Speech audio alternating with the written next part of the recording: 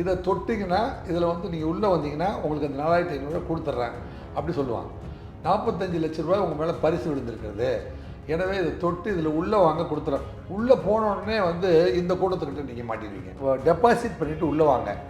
அந்த டெபாசிட் பண்ணிவிட்டு நம்ம உள்ளே போனோடனே வந்து அந்த விர்ச்சுவல் நெட்வொர்க், இப்போ ப்ரைவேட் நெட்வொர்க்கில் போயிடும் அந்த பணம். இந்த பணம் எங்கே போகுதுன்னு உலகத்தில் யாராலையும் ஹேக் பண்ண முடியாது. ஏன்னா அவங்களுக்குன்னு தனியாக நெட்வொர்க் வச்சுருக்காங்க. 33 கோடி ரூபாயை வந்து இந்த மாதிரி ஒரு கேமில் கட்டி அப்படியே உள்ளே போயிடுச்சு சார் அப்படி சொல்கிறாங்க. 3000லேருந்து 10,000 பட்டதாரிகள். இது ஒரு லிஸ்ட் ஆஃப் கேர்ள்ஸோடைய ஃபோட்டோவை காமிச்சு இவங்ககிட்ட நீங்கள் விடிய விடிய என்ன வேணால் பேசிக்கலாம். அந்த இளம் பெண்கள் இருக்காங்க பார்த்தீங்களா, அவங்கள ஆபாச படங்கள், ஆபாசமாக பேசுவது, ஃபேஸ்புக்கில் போய் ஆள் மயக்கம் செய்வது போன்ற சட்டவிரோதமான வேலைகளுக்கெல்லாம் அவர்களை பயன்படுத்துகிறார்கள்.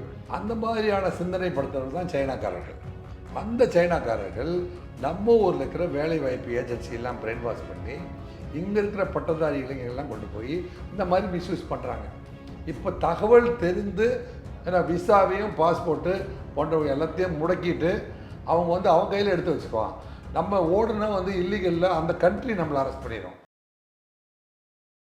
சேனல் 5 தமிழ் நேயர்களுக்கு வணக்கம். நம்மோடைய இன்றைய நேர்காணலில் பேச இருப்பது முன்னாள் காவல் உதவி ஆணையர், காவல்துறையின் பயிற்சி பள்ளியில் 3000 காவலர்களை உருவாக்கியவர், முதல்வர்களின் தங்கப்பதக்கம் வென்றவர் திரு ராஜேந்திரன் ராஜா அவர்கள் இருக்கிறார். கேட்கலாம். சார் வணக்கம். சார் வணக்கம். வணக்கம் சார். படித்த பட்டதாரிகளும் படித்த இளைஞர்களும் வந்து வெளிநாட்டுக்கு வேலை வாங்கி தருவதாக கூறி பல அரசுக்கு சட்டவிரோத செயல்களில் வந்து ஈடுபடுறதா சொல்லி ஒரு தகவல் ஒன்று சொல்லிட்டு போயிட்டு தமிழ்நாடு, ஆந்திரா, கேரளா, கர்நாடகா, தென்னிந்தியாவை முழுவதுமே வந்து வேலை வாய்ப்பு அலுவலகங்கள் அப்படின்னு எம்ப்ளாய்மெண்ட் ஆப்பர்ச்சுனிட்டி கொடுக்குறோம் அப்படின்னு சொல்லிட்டு இப்போ வந்து நம்ம வந்து கல்லூரிகள் பார்த்திங்கன்னா நம்ம தமிழ்நாட்டில் 500 கல்லூரிகள் இருக்குது. டிப்ளமோ இன்ஜினியர்களை வந்து 55% நம்ம வந்து மாணவர்களை கல்வியாளர்களாக உருவாக்கியிருக்கோம். அப்படி உருவாக்கப்பட்ட அத்தனை 55% கிராஜுவேட்ஸு வெளியில் வந்துகிட்டே இருக்காங்க வருஷம். ஆனால் அந்த வெளியில் வந்த ஆட்களுக்கு தகுந்த எம்ப்ளாய்மெண்ட் ஆப்பர்ச்சுனிட்டியை உருவாக்கி தரல. ஸோ உருவாக்கி தராமல் இருக்கிறதுனால ஒரு காலேஜில் சேர்த்துட்டா அது காலேஜ் முடிக்கிற வரைக்கும், ஸ்கூலில் சேர்த்துட்டா ஸ்கூல் முடிக்கிற வரைக்கும் வந்து அந்த ஸ்கூலோட பொறுப்பு என்னங்க, காலேஜில் சேர்த்துட்டா காலேஜை முடிச்சு கொடுக்குற வரைக்கும் ஸ்கூலோட பொறுப்பு. ஆனால் அவன் வெளியில் வந்துட்டா யாரோட பொறுப்பு? அவன் வேலை வாங்குற வரைக்கும் அரசாங்க பொறுப்பு அப்படின்னு இருக்கு. ஆனால் வேலை கிடைக்காம போயிடுது. அரசாங்கத்தில் வந்து அத்தனை பேருக்கும் வேலை கொடுக்க முடியாது. அப்படி ஒரு சூழ்நிலையில் இந்த வேலைவாய்ப்பின்மையின் காரணமாக 55 லட்சம் பேர் வந்து வேலைவாய்ப்பு பதிவு செஞ்சு சில பேர் வந்து படித்து முடிக்கும் போதே வந்து ஃபஸ்ட் கிளாஸில் பாஸ் பண்ணி கேம்பஸ் செலெக்ஷன்லேயே வேலைக்கு போகிற அதே சமயத்தில் நம்ம வந்து படித்த இளைஞர்கள் அத்தனை பேருமே நுண்ணறிவோடுவோம் எல்லாமே ஃபஸ்ட் கிளாஸில் பாஸ் பண்ணி கேம்பஸ்லேருந்தே வேலைக்கு போயிடுவானா? அப்படின்னா இல்லை. எப்படி 5 விரல்கள் வந்து 5 ஒவ்வொன்றும் ஒரு சைஸில் இருக்குதோ அது மாதிரி ஒரு பள்ளிக்கூடத்தில் பலவிதமான அறிவு படைத்த மாணவர்கள் இருப்பாங்க. அவங்களுக்கு பலதரப்பட்ட வேலைக்கு அவங்களுடைய கெப்பாசிட்டிக்கு தகுந்த மாதிரி வேலை வேண்டும். அவங்கள அனலைஸ் பண்ணி அவங்களுக்கெல்லாம் வேலை வாய்ப்பு கொடுக்குற இப்போ செல்வி ஜெயலலிதா அவங்க பீரியடில் பார்த்திங்கன்னா எம்ப்ளாய்மெண்ட் ஆஃபீஸே மூடிடலாம் அப்படின்னு சொல்லி ஒரு சீசனில் மூடிட்டாங்க. அதன் பிறகு அரசு துறையிலிருந்து எம்ப்ளாய்மெண்ட் ஆப்பர்ச்சுனிட்டியை வந்து வழங்குகிற சீனியாரிட்டி படி வழங்குகின்ற அல்லது தேவைக்கு ஏற்றபடி வழங்குகின்ற முறையான ஏஜென்சிகள் வந்து இருக்கிறதா என்று சொன்னால் அது இல்லை என்று தான் சொல்ல முடியும்.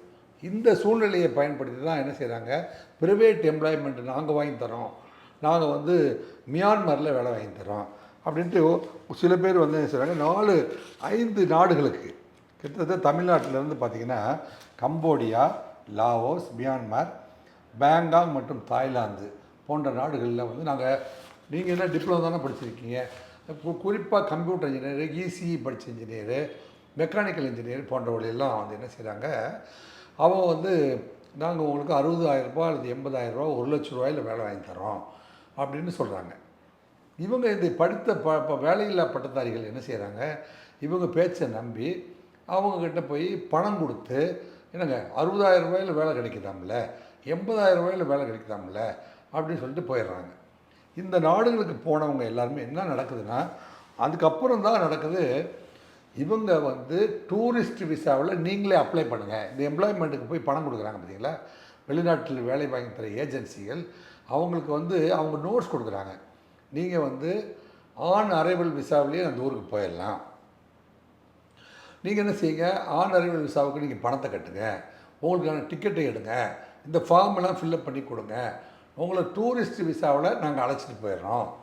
அழைச்சிட்டு போய் அங்கே தங்க வச்சு, அங்கே இருக்கிற நீங்கள் வந்து போகும்போது வந்து அந்த நாட்டில் 15 நாள் தங்குறதுக்கான ஒரு லாட்ஜை புக் பண்ணி கொடுங்க.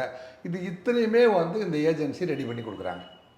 ஸோ இந்த ஏஜென்சி வந்து நம்ம போய் இல்லை கம்போடியாவில் தங்கணும்னா அல்லது லாவோஸில் தங்கணும்னா மியான்மரில் தங்கணும்னா இங்கேருந்து போய் கம்ஃபர்டபுளாக அங்கே வந்து நம்மளை ஒரு லாட்ஜில் அவங்களே டேக் கேர் பண்ணுறாங்களே, லாட்ஜில் தங்க வச்சு அதுக்கப்புறம் வந்து நம்மளை அங்கே இருக்கிற கம்பெனியில் பல அறிமுகப்படுத்தி வச்சு வேலையும் வாங்கி தராங்களே, அப்படி அது 60,000 ரூபா சம்பளத்தை கிடைக்குது. இந்த ஊரில் 15,000 தானே, 20,000 சம்பாதிக்க முடியுதுன்ட்டு ஆசைப்பட்டு தான் வாங்கிய கல்வி கடனை அடைப்பதற்காக, தன் பெற்றோர் செலவு செய்த கடனை அடைப்பதற்காக இளைஞர்கள் வந்து விட்டில் பூச்சிகளாக போய் அவங்ககிட்ட போய் மாட்டிக்கிறாங்க. அப்படி மாட்டி இந்த நாடுகளுக்கெல்லாம் போகிறவங்கள சைனாவில் இருந்தும் என்னங்க சவுத் ஆப்பிரிக்காவில் இருந்தும் வந்து சில இல்லீகல் பிஸ்னஸ் பண்ணுற பெரும் முதலாளிகள் வந்து இந்த நாடுகள் எல்லாம் வந்து என்ன செஞ்சுருக்காங்கன்னா, இந்த ஐஐடி வளாகம் போல், அண்ணா யூனிவர்சிட்டி வளாகம் போல், இந்த விஐடி வளாகம்லாம் இது பார்த்திங்களா, 600 ஏக்கர் 700 ஏக்கர் 1000 ஏக்கர் நிலங்களை அவங்க வந்து 99 வருஷத்துக்கு குத்தகைக்கு எடுத்து அதில் வானளாவிய கட்டடங்கள் எல்லாம் கட்டியிருக்காங்க.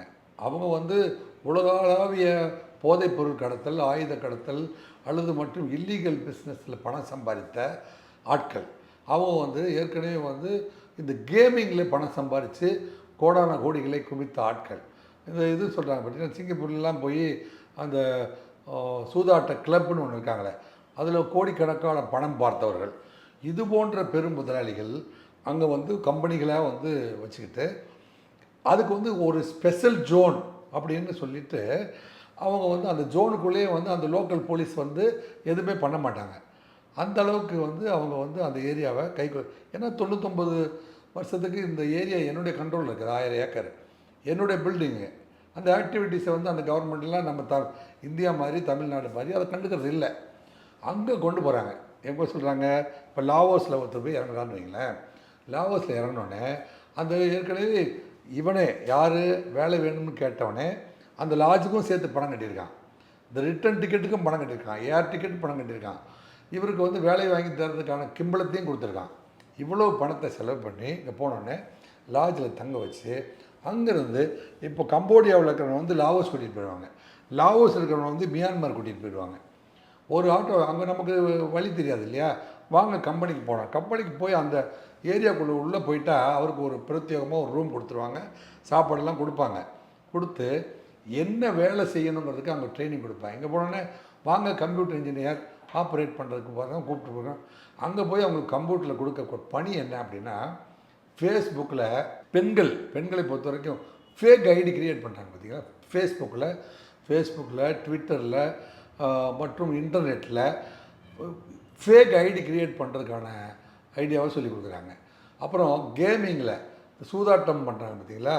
இப்போ இதில் பணம் கட்டினீங்கன்னா உடனே இன்றைக்கே வந்து 4.5 கோடி ரூபாய் உங்களுக்கு வந்துடும். இந்த இடத்த தொட்டிங்கன்னா உங்களுக்கு 3.5 கோடி ரூபாய் பரிசு கிடைக்கும். ஏற்கனவே வந்து உங்களுக்கு 4,800 ரூபா உங்களுக்கு உங்கள் நம்பருக்கு நாங்கள் அலர்ட் பண்ணிட்டோம். இதை தொட்டிங்கன்னா இதில் வந்து நீங்கள் உள்ளே வந்தீங்கன்னா உங்களுக்கு அந்த 4,500 ரூபா கொடுத்துட்றேன் அப்படி சொல்லுவான். 45 லட்ச ரூபாய் உங்கள் மேலே பரிசு விழுந்திருக்கிறது, எனவே இதை தொட்டு இதில் உள்ளே வாங்க கொடுத்துட்றேன். உள்ளே போன உடனே வந்து இந்த கூட்டத்துக்கிட்ட நீங்கள் மாட்டிடுவீங்க. இதோ தனிநபர் அக்கௌண்ட்லேருந்து கவர்மெண்ட் அக்கௌண்ட்டு நம்ம நாட்டில் இருக்கிற எல்லா விதமான இதையும் ஹேக் பண்ணுறது எப்படி, ஹேக்கர்ஸுக்கு சொல்லிக் கொடுக்குறான். அந்த ஹேக்கர்ஸ் வந்து இன்டர்நேஷ்னலி இந்த மாஃபியா இருக்காங்க பார்த்தீங்க, சைனா மாஃபியா. அந்த மாஃபியா யாரெல்லாம் வந்து ஏமாற்றி அல்லது இன்டர்செப்ட் பண்ணி பணம் சம்பாதிக்கிறதுக்கு விரும்புகிறார்களோ அந்த கம்பெனியினுடைய ஐடியெல்லாம் கொடுத்து இவங்களை வந்து இன்டர்செப்ட் பண்ண சொல்கிறாங்க. இப்படி இன்டர்செப்ட் பண்ணி கேமிங்கில் அல்லது இந்த மாதிரி www.com தொட்டிங்கன்னா பணம், அல்லது இதில் உங்களுக்கு ஏற்கனவே பரிசு தொகை விழுந்திருக்கிறது அப்படிங்கிற மாதிரியான வந்து ஃபேக் என்னென்னலாம் வந்து புது புது ஐடியாக்களை அவங்க க்ரியேட் பண்ணி இன்வென்ட் பண்ணுறாங்களோ அதெல்லாம் நம்ம ஆட்களுக்கு ட்ரைனிங் கொடுத்து நம்ம ஆட்களையே அந்த மாதிரியான பணிகள் எல்லாம் செய்ய சொல்கிறாங்க. கொஞ்ச நாள் வேலை செஞ்சதுக்கப்புறம் இப்படியெல்லாம் இல்லீகலாக தான் இதை பண்ணுறாங்க அப்படின்னு தெரிஞ்சிட்டாலும் அந்த ஏரியாவை விட்டு அவங்களால வெளியில் வர முடியாது. சாப்பாடு கிடைக்கும், 60,000 ரூபா பணம் கிடைக்கும், அதை வந்து வீட்டுக்கு அனுப்பலாம். இங்கேருந்து போனோடனே அவங்க வந்து அக்கௌண்ட்டே வந்து தனியாக வந்து அக்கௌண்ட் க்ரியேட் பண்ணிடுறாங்க. அவங்க வந்து பேங்க் அக்கௌண்ட்டுக்கே வந்து பார்த்திங்கன்னா இதில் வந்து கிரிப்டோ கரன்சி தளம் இருக்குது பார்த்திங்களா, அந்த மாதிரியான ஒரு சீக்ரெட்டான தளத்தையே ஏற்பாடு பண்ணிட்டாங்க. அதே மாதிரி நெட் ஃபெசிலிட்டி இருப்பாங்க, அந்த நெட் ஃபெசிலிட்டிலும் நம்ம ஆட்கள் யாரும் போய் அதில் உள்ளே போக முடியாது. அதுக்கு பேர் வந்து விபிஎன், விர்ச்சுவல் ப்ரைவேட் நெட்வொர்க்.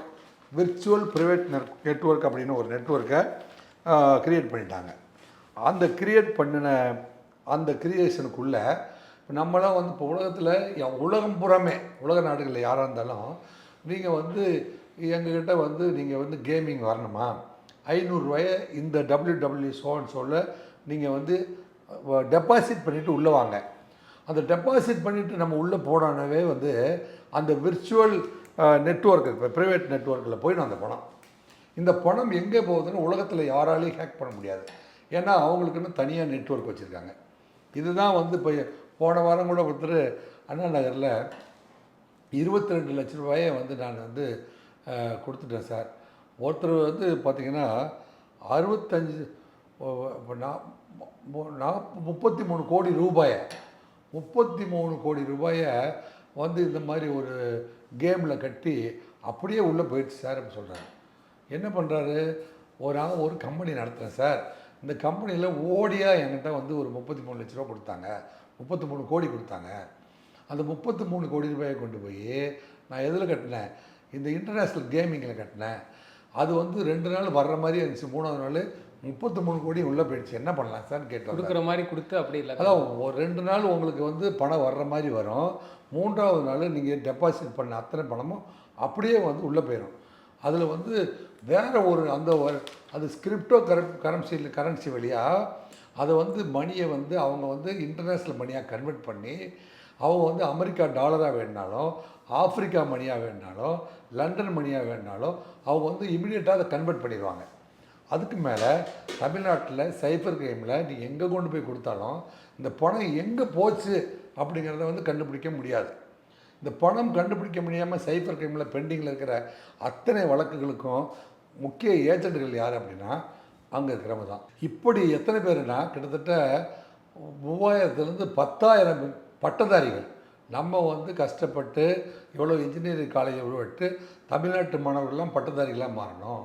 இல்லைங்க, தென்னிந்தியாவில் ஆந்திராவை சேர்ந்தவர்களும் அதில் இருக்காங்க. ஆந்திராவை சேர்ந்தவர்கள், ஆந்திராவில் பெண்கள் அதிகமாக போயிருக்காங்க, ஆசைப்பட்டு அதிக சம்பளத்துக்கு ஆசைப்பட்டு பெண்கள் அதிகமாக போயிருக்காங்க.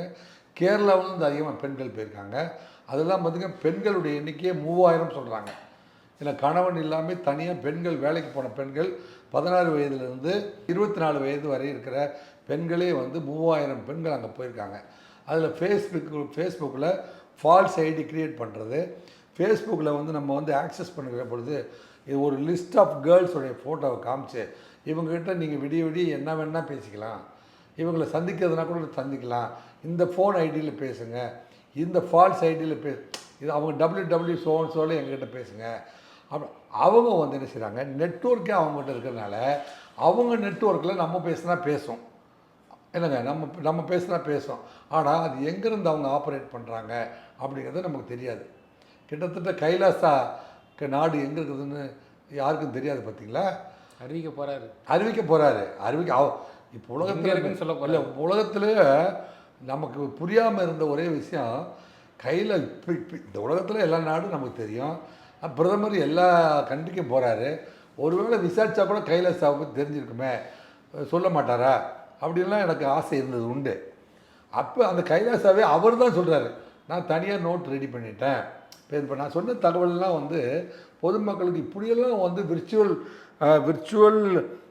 Private network, virtual private transaction அப்படியெல்லாம் பண்ண முடியுமா அப்படின்னா, நம்ம மணியை வந்து நம்ம வந்து கன்வெர்ட் பண்ணி அவனுடைய மணியாக கன்வெர்ட் பண்ணுறதுக்கு தான் நம்ம வந்து என்ன செய்கிறோம், அட்வான்ஸ் கட்டும் போதே டாலராக கன்வெர்ட் பண்ணலாம், இந்த பணத்தை வந்து உங்கள் ஊர் மணியாக மாற்றிக்கலாங்கிற அக்ரிமெண்ட்டில் நம்ம வந்து உள்ளே விட்ட உடனே அவனுக்கு டெபாசிட்டாக போயிடுது. அந்த டெபாசிட் வந்து கிரிப்டோ கரன்சி வழியாக வந்து உலகத்தில் இருக்கிற எந்த கண்ட்ரியில் வேணாலும் மணியாக மாற்றிக்கலாம். இப்படி வந்து ஆயிரம் கோடிகளை குவித்து கொண்டிருக்கிற ஒரு சைனா கூட்டம். இல்லைங்க, சைனா ஆபத்தானது. இப்போ ஸ்ரீலங்காவில் கொண்டாந்து இதே மாதிரி ஒரு 1000 ஏக்கர் வாங்கி இதே போல் ஒரு மிகப்பெரிய கட்டடங்களை அவங்க கட்டி எழுப்பிட்டு இருக்காங்க. அவர்கள் வந்து ஸ்ரீலங்காவில் என்ன பண்ண போகிறாங்க? இப்போது பாரத பிரதமர் திரு நரேந்திர மோடி ரஷ்யாவுக்கு போகிறாரு. ஏன்னா சீனா அதிகமாக உள்ளே வந்துடக்கூடாதுங்கிறதுக்காக சைனாவுக்கு போகிறாரு. இது சைனாக்காரங்கிட்ட எத்தனை முறை பேசினாலும் நம்ம லாங்குவேஜ் அவனுக்கு புரியவே இல்லை. இல்லைங்க, இதோட எங்கள் ஊருப்பா அப்படின்னா உனக்கு ஒன்றா உட்காடுறான், காஃபி சாப்பிட்றான், டீ சாப்பிட்றான், கட்டி அணைக்கிறான், அப்புறம் போய் மறுபடியும் வந்து அருணாச்சல பிரதேசம் எங்களுதுங்கிறான். புரியுதா உங்களுக்கு? அந்த மாதிரியான சிந்தனைப்படுத்துறவர்கள் தான் சைனாக்காரர்கள். அந்த சைனாக்காரர்கள் நம்ம ஊரில் இருக்கிற வேலைவாய்ப்பு ஏஜென்சியெல்லாம் பிரெயின் வாஷ் பண்ணி இங்கே இருக்கிற பட்டதாரி இளைஞர்கள்லாம் கொண்டு போய் இந்த மாதிரி மிஸ்யூஸ் பண்ணுறாங்க. இப்போ தகவல் தெரிந்து சில பேர் அங்கேருந்து தப்பிச்சே வர முடியாது. அவங்க போயிட்டா அவன் சாப்பாடு போடுவான், குடும்பத்தோடு போனால் கணவன் மனைவி கூட அங்கே ஒர்க் பண்ணலாம். ஆனால் திரும்பி வருவதற்கான அனுமதி இல்லாத இடத்துல அவங்க அடைச்சிட்றாங்க. விசாவை வாங்கி வச்சுருவாங்க. ஏன்னா விசாவையும் பாஸ்போர்ட்டு போன்றவங்க எல்லாத்தையும் முடக்கிட்டு அவங்க வந்து அவங்க கையில் எடுத்து வச்சுக்குவான். நம்ம ஓடுனா வந்து இல்லீகலில் அந்த கண்ட்ரி நம்மளை அரெஸ்ட் பண்ணிடும், இல்லீகல் விசாவில் வந்தான்னு.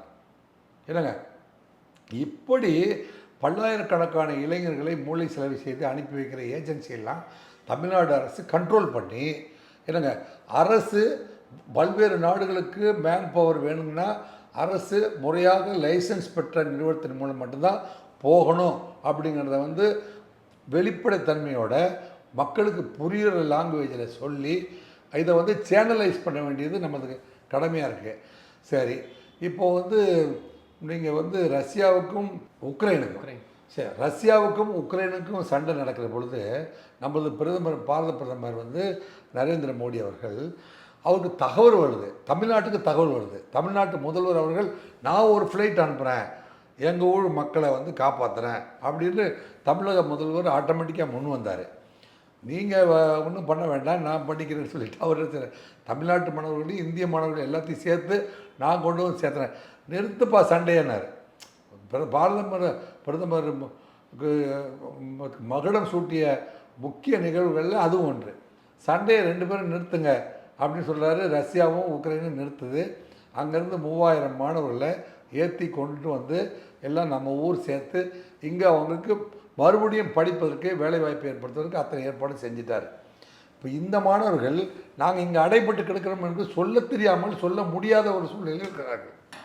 எனவே அந்த பக்கம் அடைபட்டுக்கிறவர்கள் ஒரு பக்கம் இருந்தாலும், இல்லைங்க, இங்கேருந்து இனிமேல் அந்த மாதிரி போய் அடைபடக்கூடாது, நமது மேன் பவர் வீணாகக்கூடாது, நமது நாட்டு மக்கள் கஷ்டப்பட்டு சம்பாதித்து படிக்க வைத்த இளைஞருடைய எதிர்காலம் பாழாய் போய்விடக்கூடாது என்பதற்காக இந்த விஷயத்தில் கவனம் செலுத்தி தயவுசெய்து அவருடைய எதிர்காலத்தை காப்பாற்றும்படி தமிழக அரசை கேட்டுக்கொள்வோம்.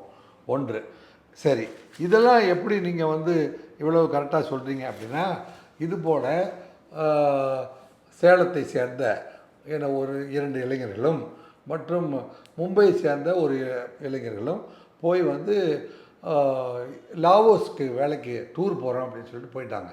தெரியாமல் அங்கேருந்து மியான்மரில் கொண்டு போய் அவங்களெல்லாம் மியான்மரில் கொண்டு போய் ஒரு ஹப்பில் அடைச்சி அவங்களுக்கு வேலை கொடுக்குறேன்னு அடைச்சி வச்சுட்டாங்க. அப்போ எனக்கு அவங்க வேறு ஒரு தகவல் மூலமாக, இமெயில் மூலமாக வேறு ஆட்களுக்கு தகவல் அனுப்பி எனக்கு தகவல் தெரிவிக்க சொன்னாங்க.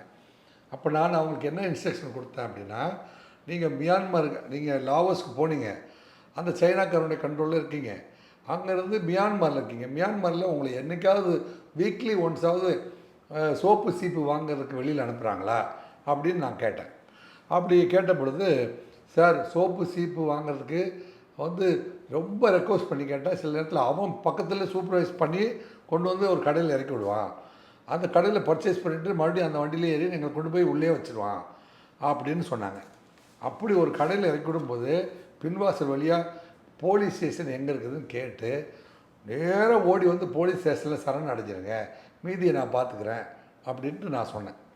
உடனே அவங்க என்ன செஞ்சாங்க, மியான்மர்லேருந்து 4 பேர் 5 பேர் நடைப்பயணமாக ஓடி வந்து அங்கே இருக்கிற ஒரு காவல் நிலையத்துக்குள்ளே போது சரணடைஞ்சிட்டாங்க. சார் என்னை வந்து இந்த மாதிரி சைனாக்காரன் கடத்திட்டு வந்து உங்கள் லாவோஸில் வேலை வாங்கி தரேன்னு சொல்லிட்டு நாடு விட்டு நாடு கடத்தி கொண்டு வந்து அங்கே இருக்கிற 99 வருடத்திற்கு லீஸ் எடுத்து வைத்திருக்கிற அவங்களுடைய மிகப்பெரிய ஏரியாவில் கொண்டு போய் எங்களை வந்து அடிமைகள் போல் அடைத்து வைத்து வேலை வாங்குகிறார்கள். சட்டவிரோதமான வேலைகளை எங்களை செய்ய சொல்கிறார்கள். ஹேக்கிங் பண்ணி, சீட்டிங் பண்ணி, அல்லது மானிட்டரி வந்து எப்படி பணத்தை வந்து முதலீடு செய்கிறது போன்ற முக்கியமான வேலைகள்லாம் எங்களை இல்லீகல் வேலையெல்லாம் செய்ய சொல்கிறாங்க அப்படின்னு சொல்லிட்டாங்க. அப்போ அவங்க வந்து மியான்மரில் இருக்கிற அந்த இன்ஸ்பெக்டர்கிட்ட நான் ஃபோனில் பேசி, அவங்கெல்லாம் வந்து நல்ல குடும்பத்தை சேர்ந்தவர்கள், ஏழை எளிய குடும்பத்தை சேர்ந்தவர்கள், வேலைக்கு ஆசைப்பட்டு வாழ்க்கைக்கு ஆசைப்பட்டு வந்து விட்டார்கள், எனவே அவர்களை விடுதலை செய்யுங்கள்னு கேட்டால் அவங்க வந்து இல்லீகல் பாஸ்போர்ட்டில் போனதுனால மியான்மர் சிலரை அடைச்சிட்டாங்க. நான் வந்து இங்கே இந்திய தூதரை, மியான்மரினுடைய இந்திய தூதர் யாரோ அதை வந்து டெல்லியில் காண்டாக்ட் பண்ணி மியான்மருக்கு தகவல் கொடுத்து அந்த பசங்களுக்கு ஒயிட் பாஸ்போர்ட் ரெடி பண்ணி கொடுத்து அவங்க வந்து மியான்மரில் வந்து அவங்க வந்து மியான்மர் சிறையில் அடைக்கப்பட்டாங்க. அப்போ நான் வந்து இந்திய தூதரகத்தில் நான் காண்டாக்ட் பண்ணி அவர்களுக்கான ஃப்ளைட் டிக்கெட்டுக்கான பணத்தை நாங்களே அனுப்பி மியான்மர்லேருந்து இந்தியா வரைக்கும் டிக்கெட் எடுத்து நாங்கள் அனுப்பி வைத்தது பிற்பாடு நாங்கள் வந்து ரெக்வஸ்ட்லாம் ப்ராப்பர் ரெக்வஸ்ட்டு, அவருடைய ஐடி கார்டு, அவருடைய ஆதார் கார்டு, இவர் இந்த ஊரை சேர்ந்தவர் தான் அப்படிங்கிற எல்லா சான்றுகளும் அனுப்பினதன் பேரில் அவங்களெல்லாம் திருப்பி கொண்டு வந்து இந்தியா சேர்த்தோம். இது வந்து கிட்டத்தட்ட 1 மாத காலமும் மிகப்பெரிய எபிசோட் ஆயிடுச்சு அந்த மாணவர்களை திருப்பி கொண்டு வந்து சேர்க்கறதுக்கு. அந்த மாணவர்கள் கொடுத்த தகவல்கள் என்னென்னா, சார் எப்படியோ உங்களை மாதிரி ஒரு நல்லவங்க கிடைச்சதுனால நாங்கள் நாடு வந்து சேர்ந்துட்டோம். எங்களை போன்ற எத்தனையோ இளைஞர்கள், எத்தனையோ இளைஞர்கள் அங்கே வந்து அந்த இளம் பெண்கள் இருக்காங்க பார்த்தீங்களா, அவங்கள ஆபாச படங்கள், ஆபாசமாக பேசுவது, ஃபேஸ்புக்கில் போய் ஆள் மயக்கம் செய்வது போன்ற சட்டவிரோதமான வேலைகளுக்கெல்லாம் அவர்களை பயன்படுத்துகிறார்கள். எனவே உரிய ஏஜென்சியிடம் சொல்லி அவர்களெல்லாம் காப்பாற்றுங்கள் என்று வேண்டுகோள் விடுக்கிறார்கள். எனவே அரசு இதில் தனி கவனம் செலுத்தி இதுபோல் பாதிக்கப்பட்ட இந்த நாடுகளுக்கெல்லாம், இந்த 4 நாடுகளுக்கும் தொடர்பு கொண்டு எத்தனை பேர் இதுபோல் வந்து கம்போடியாவிலும், லாவோஸிலும், மியான்மர், பேங்காங், தாய்லாந்து போன்ற நாடுகளில் இந்த சைன வியாபாரிகள்கிட்ட மாட்டிக்கொண்டிருக்கிற நபர்கள் எத்தனை பேர் என்பதை தெரிந்து அவர்கள் அத்தனை பேருக்கும் வந்து மறுவாழ்வு கொடுக்கும் வகையில் வந்து அவர்களெல்லாம் திரும்ப கொண்டு வந்து அவர் பெற்றோரிடம் சேர்க்குமாறு வேண்டுகோளை சமர்ப்பிக்கிறோம். தொடர்ந்து பல்வேறு கருத்துக்களை பகிர்ந்தமைக்கு நன்றி சார். நன்றி, வணக்கம். இந்த சேனல் 5 தமிழில் சப்ஸ்கிரைப் பண்ணுங்கள், லைக் பண்ணுங்கள், ஷேர் பண்ணுங்கள். ரொம்ப நல்ல சேனல், மக்களுக்கான ஒரு சேனல். நீ கட்டாயமாக பகிருங்க. நன்றி.